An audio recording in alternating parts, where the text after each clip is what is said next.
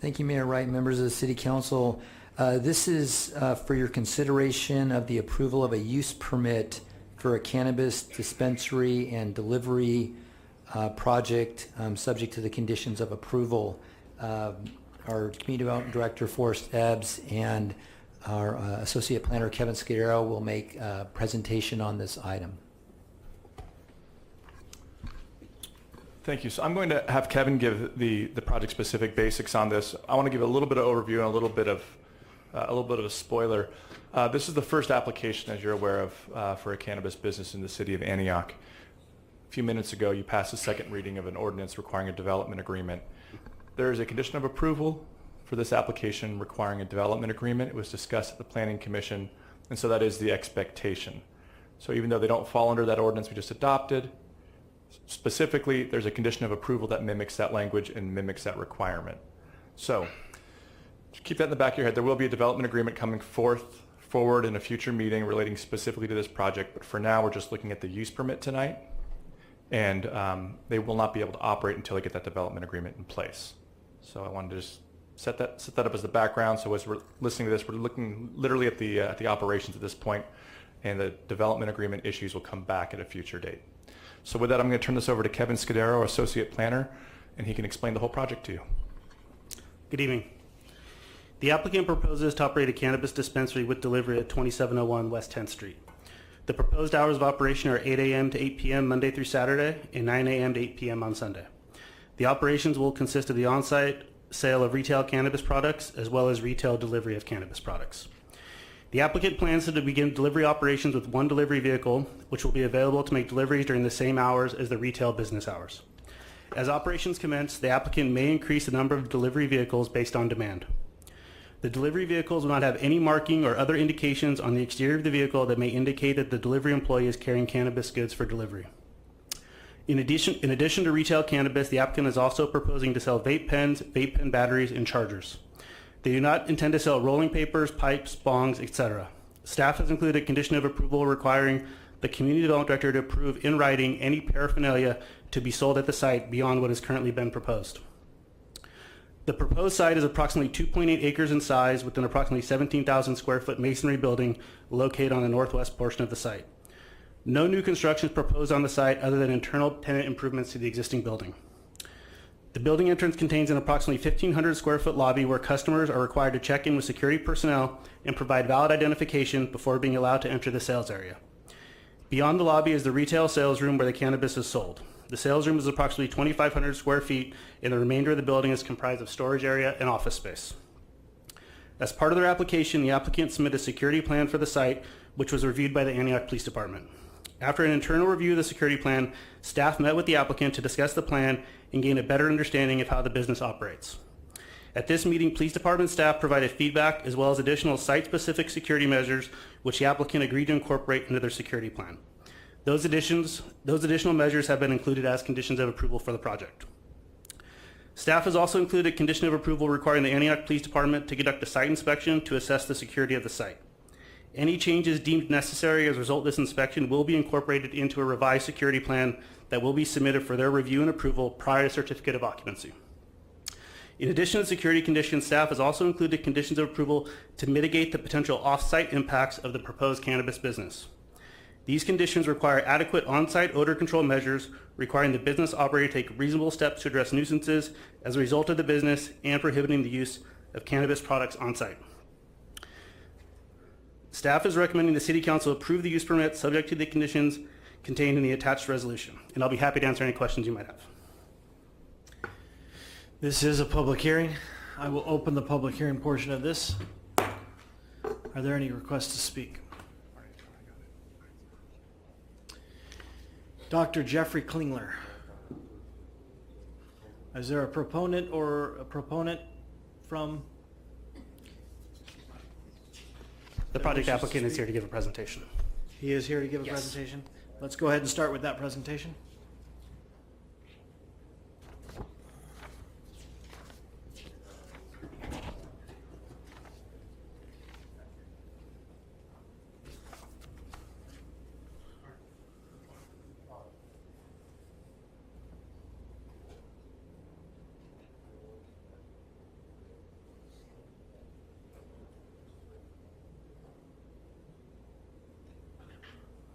Good evening, ladies and gentlemen. Thank you. My name is Chris Hester. Just want to start off by saying that the city has done a very good job. The staff has been amazing. The police department have been amazing. We understand that this is a moving target for everyone, so a lot of patience is necessary.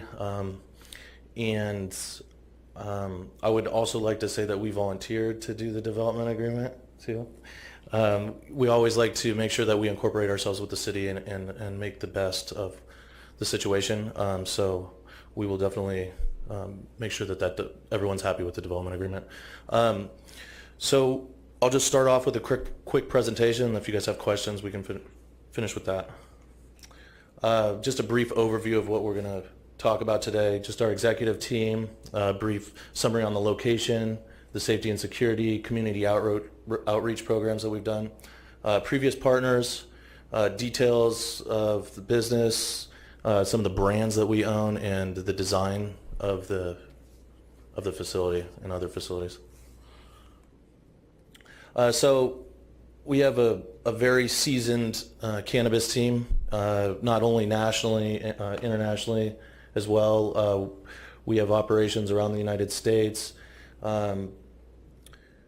Besides our cannabis business experience, we have a very developed quick serve retail business acumen. So we own Round Table Pizza, Hot Dog on a Stick, Pinkberry, started Jamba Juice. We have over 10,000 retail stores around the world, quick serve retail. So this kind of fits into that business model. We've been doing cannabis for quite some time now.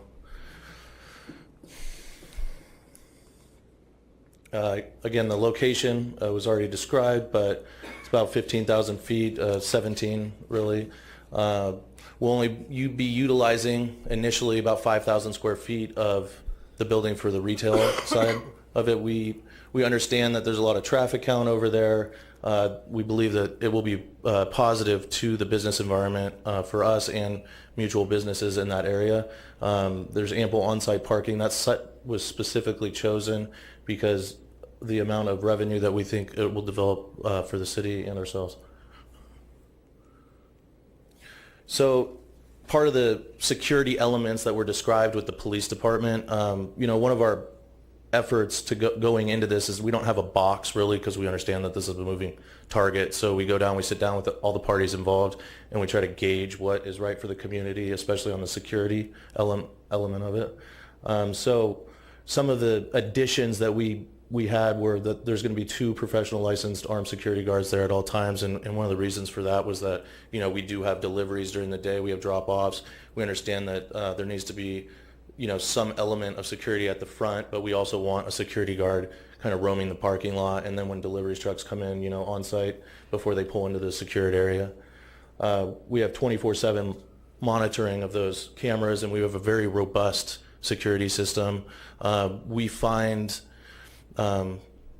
that when we move into cities that the crime is actually reduced, and that we help solve crimes because of our security systems, and we always have an eyes on when we're operating.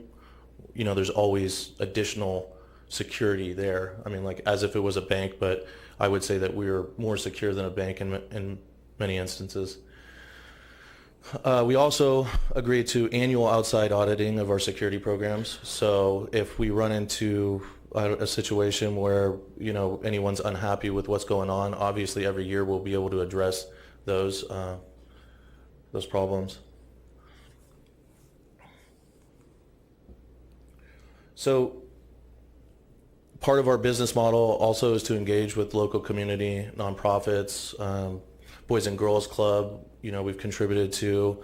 We like nonprofits that are local within that community, and then nonprofits that are in other areas too. We always have a good neighbor policy. We always have a patient code of conduct or a customer code of conduct. We police the area that we're involved, not in directly, around us, but we go further and farther if we think that we should be contributing to an area that's dilapidated or there's trash. We go and we try to clean those areas up. So here's some of the nonprofits that we've worked with in other areas in the Bay Area. Again, one plant is kind of a conglomerate of experience from California cannabis that have been operating for a really long time. Combined, there's decades of experience within our organization, so we do have a long track record of being a good community supporter and trying to make sure that we're helping out in the places that we're operating. So just some of the business aspects of it for the community. We always have livable wages. We sign labor union agreements, labor peace agreements. We always allow the unions to have access to our employees. Employee benefits, local hiring practices, veteran hiring practices. I'm also a veteran. So we try to strive to make sure that our business principles are in line with those places that we're operating in. Here's some of the brands that we own or are partners in.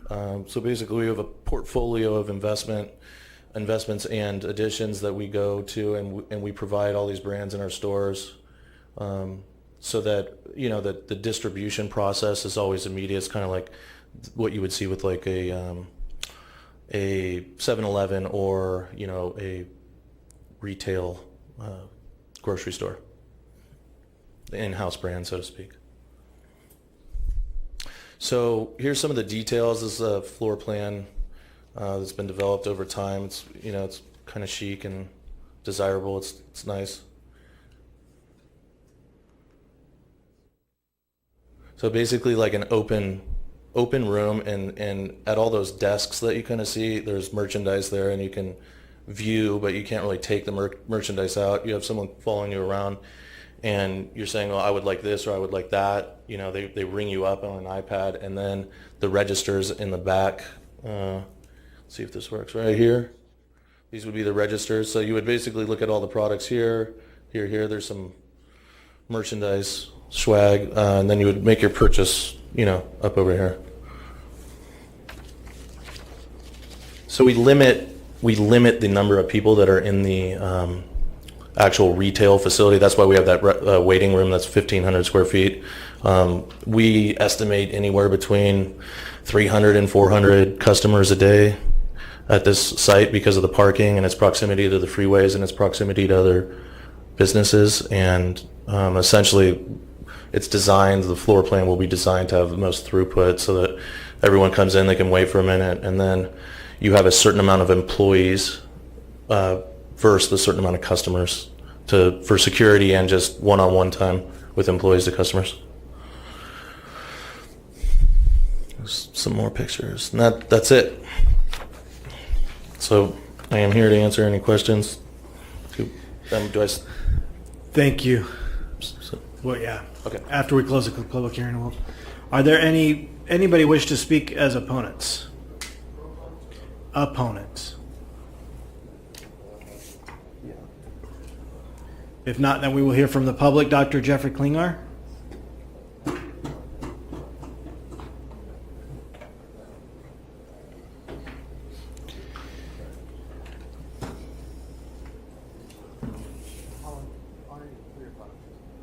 Five. 5 minutes, okay, thank you.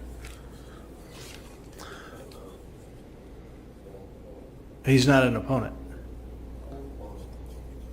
I'm He's just here to speak. here to speak. 5 minutes? Yeah. Let's go. All right. Good evening, Mayor Wright, council members. Well, here it is, the first dispensary. What makes this important is really not so much about one plant, but because it is the first permit. It is going to set the standard that people are going to start to look at, and it's important that we set high standards. It's important that we send a clear message that sleazy amateur operations are not going to be welcome in Antioch. Now, I don't know very much about One Plant, just what we heard tonight. They appear to be a fine, reputable organization, and I will proceed under that assumption that they are. All in all, the application obviously had a great deal of work, and it's actually very well crafted. Yet there are some points that perhaps the council might want to consider before approval. One Plant does not intend to sell the typical paraphernalia, yet they do plan on selling vape products, which, I don't know, sounds like paraphernalia to me, but maybe I'm missing something. My point, though, is a concern about vaping and the vaping epidemic that's occurring in our youth. This is well documented. You can go out to the internet for reputable sites. There are estimates and studies that show upwards of 30% of teenagers are now either continuously vaping or have tried vaping. Now, a teenager can't go in and buy vaping products anymore. They can walk into a cannabis shop and buy something, and yet they're using the products. And a contributing factor to that is accessibility. The nicotine vendors have the vape shops, which lowers the threshold to make those materials accessible. I would challenge that. Do we want cannabis products to also have that lower threshold by making vaping products available at this permit? Something to consider. I'm also interested in their public outreach and public information component. According to the permit, we're talking about quarterly outreach with approval of the city. And the format includes delivery systems, cannabis products, proper dosing. I would suggest that there be also a mandatory topic in these so that these do not turn into advertising and promotional campaigns, that the quarterly information truly is information for the public. I would suggest a requirement of a presentation of the negative effects of marijuana usage. Factual information from the National Institute of Health. The impact of cannabis on developing brains. The long-term impacts of cannabis usage. And the impairment. Let's face it, recreational marijuana is about getting high. If you get high, you are impaired. By definition, you shouldn't be driving a vehicle.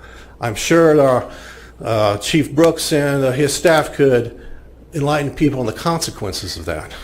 I would suggest a mandatory requirement that these public information sessions include also the negative aspect of it. And then people can make their own decision. You might even go so far as requiring something that is put together by a licensed physician. So let's get balanced information out to people. Finally, as noted, they have agreed to a development agreement. With the passage of tonight's ordinance, you're certainly going to require development agreements. Looking forward to seeing that. It sounds like this is an organization that is very community conscious. But set a standard tonight. The community agreement, make it a good one. Because the reality is the genie is out of the bottle now. We're going to be selling cannabis in Antioch. And with the genie out of the bottle, let's make sure we get our three wishes so that these businesses, in fact, contribute to this community and to become a detriment. Thank you. Are there anybody else who wish to speak? None have been received. Would you please fill out a speaker card? Yeah, go ahead and speak, and you can fill it out afterwards. State your name and where you're from. Sure. Thank you, Mayor Wright. My name is Jason Termoto. Thank you to the rest of the City Council. It's a rather unorthodox position for me to be in because I'm actually representing one of the other applicants who is not being reviewed tonight, but will be reviewed in the near future. If you just humor me for about 30 seconds, my background is going to come into some of my comments here briefly, and I understand that I'm on limited time, but I was born and raised in the Bay Area. My father is an MD. He's a surgeon, been with ACCMA for many years. I'm not entirely sure of the Good Doctors Association with ACCMA, but one of the points that he just brought out about the National Institute of Health in publicizing some of the negative aspects of cannabis use, they've also publicized a lot of the positive uses. In fact, one of the most recent studies has been on cannabis use in combating the opioid epidemic, which is taken this country by storm, essentially. And cannabis use has consistently been shown not only to kick folks from the opioid addiction, but also a lot of these companies like Merck, McKesson, Bayer, they're starting to integrate a lot of the CBD and the THC compounds into future use of medications and some of the other medications that they're going to be issuing. I mean, you could see that with some of the contracts that you see with Target and CVS. You have 458 Walgreens now that are going to be carrying CBD products in the next month. You have 1,400 Target locations throughout the United States that are going to be doing the same. So if we're going to be talking about the negatives, let's also talk about the positives, but at a much greater scale than just the impact in Antioch. I do think that this project, as well as any of the other projects that are coming up for your review, specifically in the city, are going to be a good fit for the city. All of us that have been in this industry for any length of time consider this a privilege to be able to be in this industry. And first and foremost, in that logic is, what's the community benefit? What are we bringing to the city? And that's the logic that we have to use whenever we look at any other community. Whether it's Antioch, whether it's San Leandro.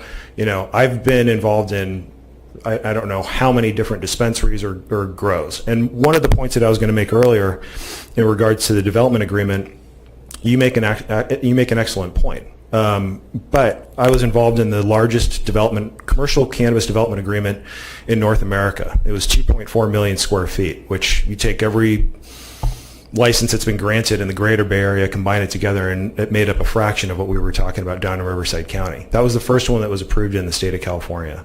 So I don't come at this with with anything other than, frankly, an offer to say, look, this is a moving target, this is an emerging market, everybody's on this steep learning curve, and it's our responsibility as business owners or as investors or entrepreneurs to work with the city, to work with the community, and to really educate people on what the benefits truly are. The last point that I really want to make is, when you look at the projected market in Antioch, and especially in the greater Antioch region, which includes Brentwood, Oakley, Pittsburgh, Discovery Bay, you're looking at a complete adult population of about 200,000 people. And if you look at the trends, you look at about 17% statewide in any community are active consumers in this industry. If you take that number, you're really only ending up with about 13,191. That's actually not an average, that's an exact number, but that comes out to about 36 people a day that are going to be visiting these dispensaries. That's not a huge number, especially when you consider that you have, the potential of 6 dispensaries or 6 retail outlets alone in Antioch, and that's not counting Pittsburgh, that's not counting Brentwood. It's a low impact. Having said that, when you take into consideration how many points of access people have for vaping tobacco products versus how many points of access they have for vaping cannabis products, the argument gets a little skewed. So I understand that, but the scrutiny that one plant's going to be put under, the scrutiny that we're going to be put under, is exponentially higher than, say, a liquor store or a grocery store or anybody else, frankly, where you can buy, purchase, or pay somebody that's old enough to buy a vape pen to go get it for you. It just doesn't make any sense. And then my last point, and this is for Councilwoman Wilson and Councilman Thorpe. I'm not familiar with the cannabis regulatory conference that you attended per se, but the fact that you mentioned the city of Santa Rosa stuck out, because I don't know if, and I'm sorry if I'm going over time. You're out of time. Okay. Tim Ricard, talk to him. Thank you. Thanks. Thank you. Thank you. Are there any other requests to speak? Seeing none, the public hearing portion of this is now closed. This item is before council. Questions, comments? Councilmember Ogorchock. I think everybody's going to know my first comment, 600-foot separation from this spot to the fields.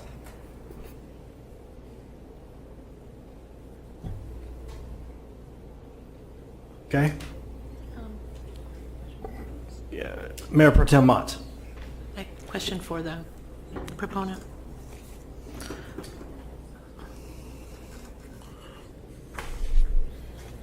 So of course there's an age requirement, correct? Yes. And they have to present their license and Right. There's their verification process. there's a security guard that would check IDs to verify. We also have a computer system that swipes them, and then that puts them into a queue essentially. But yeah, it's 21 or over for recreational. And then how did you come up with the figure of 300 to 400 a day? It's based off density, but also traffic hits and the the proximity to other businesses where people might drive. I come from a real estate development background. I just happen to have a lot of cannabis experience. Anyway, the same elements that we would incorporate the viability of a grocery store is also incorporated into when we choose locations for cannabis. So that's why part of the when we say there's synergy between that location and other businesses, we are getting a greater population than just what's available in the city of Antioch. And then just last question. So you talk about a lot of work with community, nonprofits and all. How do you go through that process? How do you reach out to make yourself available to supporting? Well, what we'd like to do is after we get approved is we have neighborhood meetings for educational purposes and to also get to know the community.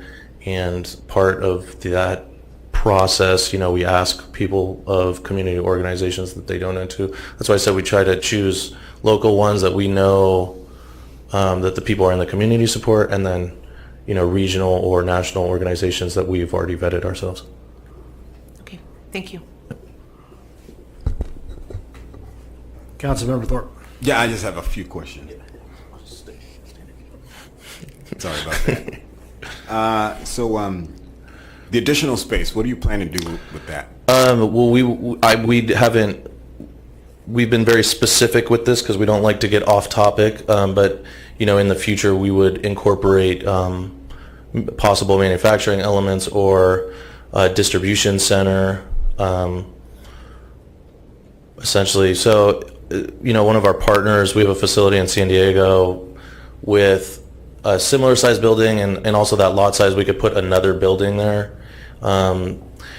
Essentially, there's 350 plus employees at this San Diego facility, and it generates, over $40 million annually in that when we incorporate all these elements to it. So that's why we chose this facility, that we could do a build out such as that. Is there a timeline for that? So I don't like to.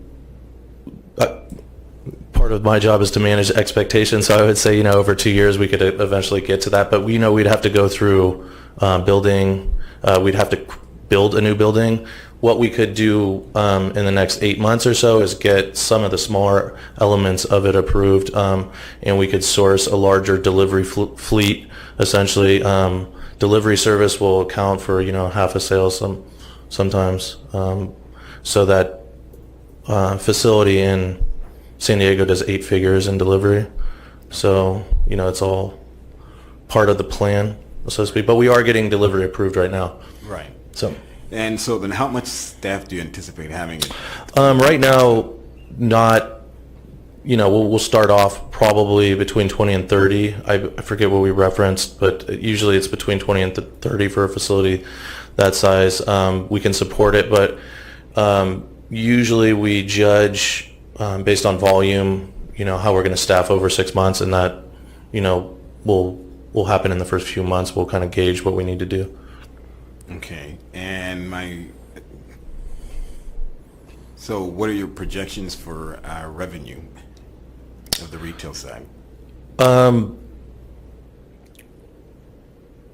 Well, I would say that at a minimum we'd probably produce between 3 and 5 million, and then after marketing and customer awareness is involved, we could produce anything to 10 to 12 million dollars annually. And that's just the retail side? Yeah, that's just the dispensary. I would say that the revenue from the delivery would be incorporated into that initially. Retail and delivery. And then my last question is about one of the things we learned or we heard about a lot at the conference was equity. As it relates to the war on drugs and whatnot. So what is your organization's? So one of the other reasons why we liked this is because when we finally build the entire facility out, there's enough space to where we can have starter programs for equity applicants. That has been proposed with another facility that we're opening in Stockton. There's enough. We have a 30,000 square foot building in Stockton that's approved for dispensary and delivery and manufacturing. So help me define what you understand, where your organization understands. We understand basically that there was a plight on certain communities and that people have been involved or discriminated against based on, this war on drugs, and we like to accommodate individuals that have had plight in the industry, and we recognize that as a legitimate, offering, and we like to make not necessarily amends, but give those people opportunity in the same business that we thrive in. Okay. And so in the Stockton example, that's something the city is mandating. Well, no, we've basically volunteered for it. Volunteered, I okay. was previous. They did a first come first serve a few years ago, and this has been an ongoing. It's very slow to open, but we're about ready. It's fair. It's part of your business model. Yeah, it's in other areas. We use that as a one of the key aspects to our business to contribute. Okay, thank you. Those are all the questions I had. Councilmember Wilson. Yes, thank you. So I want to go back to 2 points under your community partnerships. You talk about a good neighbor policy, and then you also talk about graffiti abatement, refuse cleanup at 100 feet of the site. Can you talk about at your other locations how that worked for you, how you kind of initiated that, how you worked really well with the community? So sometimes we will partner with other community organizations that are doing that, and we'll literally provide bodies. And will help what's already going on. If it's a real problem, we've had some places in Sacramento that were pretty trashy, I guess. There's a lot of garbage go around. ahead and give me an example, like an example. Yeah, of and we situation. will organize, parties to clean up, and we pay for that. That's part of our business model. It's not. It's pretty simple for us to do something like that, especially when we do have a large number of employees, and we're already working with other community organizations, so it's easy for us to kind of get people that are already contributing to kind of help us out. The reason why I'm asking this is people are going to have thoughts in their view of the industry, and what I want to hear from you is, and what community members want to hear is it going to be safe? Is there going to be crime around? How is this community going to work within the existing community there? Is it going to be blighted all the time? Are they going to help us clean? I gave the example earlier, I don't know if you were here earlier, about, I can't remember which dispensary, it may have been San Francisco or Santa Rosa, where dispensary worked so well with the community and clean up, keeping that community safe, working with the local Montessori school. They did so well that this Montessori school went to council and said, this is a perfect example of a good neighbor. So I'm asking you. That was in Sacramento. It may have been Was Sacramento. that? Yeah, but directly across the street, there's a Montessori school. Yeah. That's why, when we're considering. The community just wants to know, are they going to be safe? My first answer to a lot of this is you wouldn't know what we were doing if we didn't have to go through this process.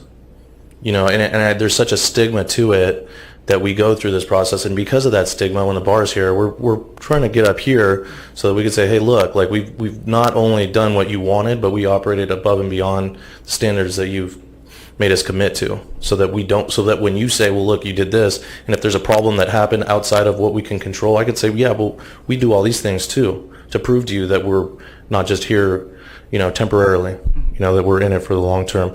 I could tell you that in our neighborhood area that there were, it's an industrial park area, so there's not, we don't have a resident. When we back up to residential, it's a little bit different. But when we're in a business park area, I could tell you that, in that one particularly, I think there was a vacant building, where they had squatters. That's stuff that we watch out for, because we don't want homeless, and it doesn't even have to be a homeless person. We don't want people showing up to our facility in the middle of the night when we're not there. So we're going to make sure that, things like that are discouraged, or at least they know that we're going around and watching, we will drive around that neighborhood when we leave. I will make it a point to, So you're kind of the self-appointed neighborhood 100%, or industrial area watching. Okay. Yeah. Okay. Thank you. Thank you. I've read through the resolution. I appreciate some of the things that are in here, the on-site security at all times. The security plan has been reviewed by the police department, and you've included every one of the directions that they've added and given to you. The no signs, no tinting, right? You're not going to hide the front door. The front door is going to look like a normal front door. No smoking, ingesting cannabis products are allowed on site. Question for you, as far as that building goes, what are you going to do to the front? That front corner is really the entrance into Antioch, right? So, I mean, you think about it, as you're coming in from Pittsburgh and you're driving on, there's that corner. What's your guys' visions? Because you're not going to be able to buy your cannabis here. And Well, but I don't want to say, about 80% of our, customer base is generated through online platforms. So we're kind of like a destination. We don't need to have a billboard that says we're there, because of the way that California grew organically, people weren't advertising their dispensaries. You had to find a new way to find out where the dispensary was. So you would go to an online platform because of, them being shut down in different areas, where the city did not have it in their ordinance to say you could not have dispensaries. You had dispensaries popping up. And anyway, that platform still exists now. It's just there's legal dispensaries there. So we don't need to, we don't need a bright yellow sign that says, hey, come purchase your marijuana here. But wait, I guess my point, I know that you can't do that, but that corner, I would love to see you guys clean up that. Right now, it's a dilapidated Goodwill sign, right? It looks old. To landscape that so it looks nice and really kind of, we do that with all that. Yeah. That goes back to our business acumen and other, not just cannabis, but legitimate business practices. So that facility will be clean.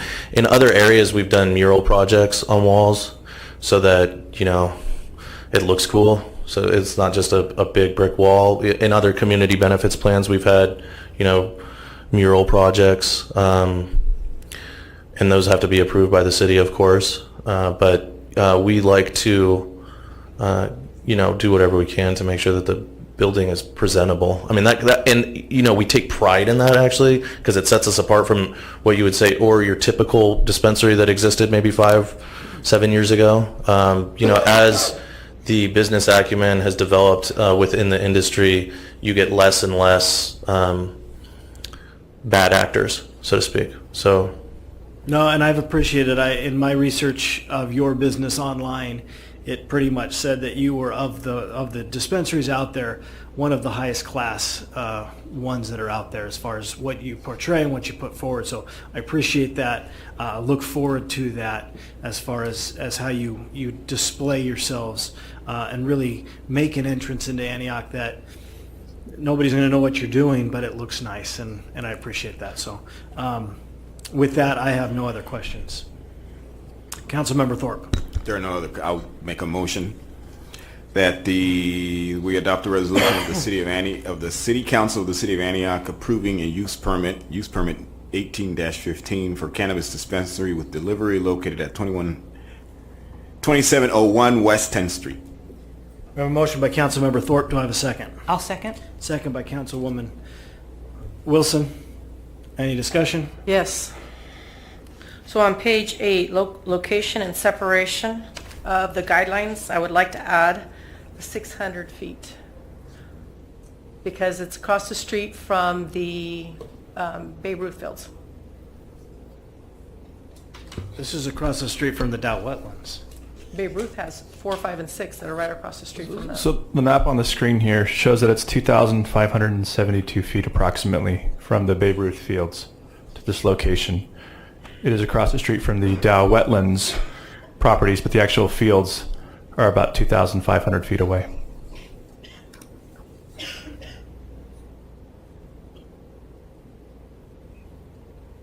Those are the green fields right there that you're talking about? Are you moving them all the way out? So that's the building, and the green fields are out here. I measured to this corner of the field. So if I bring it in a little closer, it's about 2,450 feet to the very far corner. Okay. Thank you for doing that. Sure. If there's no more discussion, please cast your votes. There are 4 affirmative votes with Councilmember Ogorchock voting in the negative. Moving on to item number 5, please